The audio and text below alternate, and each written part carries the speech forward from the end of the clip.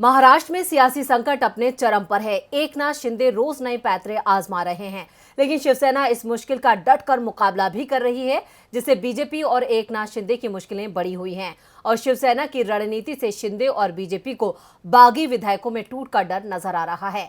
शिंदे इस टूट को रोकने की हर संभव कोशिश कर रहे हैं। कैसे, आइए देखते हैं ये खबर। एमएलसी चुनाव के नतीजे आने के बाद से महाराष्ट्र में सियासी घमासान मचा हुआ है और हर दिन नए नए ट्विस्ट आ रहे हैं। एक तरफ शिवसेना है तो एक तरफ शिवसेना से बगावत करने वाले एकनाथ शिंदे और बागी विधायक।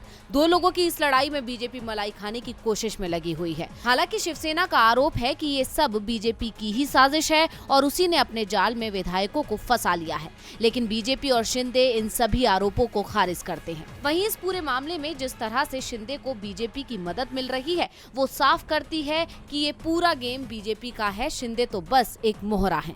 दरअसल ये पूरा प्रकरण जब से शुरू हुआ है तब से बीजेपी की अहम भूमिका नजर आ रही है, क्योंकि बागी विधायक सिर्फ बीजेपी शासित राज्यों में ही शिफ्ट किए जा रहे हैं। महाराष्ट्र से निकलकर सबसे पहले विधायक गुजरात के सूरत में ले जाए गए और उसके बाद असम के गुवाहाटी में शिफ्ट किए गए और अब विधायकों को गोवा में शिफ्ट किया जा रहा है और ये तीनों ही राज्य बीजेपी शासित राज्य हैं। इसके अलावा केंद्र की तरफ से 15 विधायकों को दी गई Y+ सुरक्षा भी इसी तरफ इशारा करती है। लेकिन इस शिफ्टिंग के कार्यक्रम में एक सवाल ये भी है कि ये शिफ्टिंग क्यों चल रही है? क्या शिंदे और बीजेपी को कोई डर है? तो बता दें कि ये एक राज्य से दूसरे राज्यों में हो रही विधायकों की शिफ्टिंग इस तरफ इशारा करती है कि बीजेपी और शिंदे को बागी विधायकों के वापस जाने का डर सता रहा है, क्योंकि शिवसेना की तरफ से लगातार दावा किया जा रहा है कि 18 से 20 विधायक उनके संपर्क में हैं और वापसी करना चाहते हैं। इन्हीं दावों के चलते शिंदे और बीजेपी डरी हुई है और बीजेपी शासित राज्यों में डेरा जमाए हुए हैं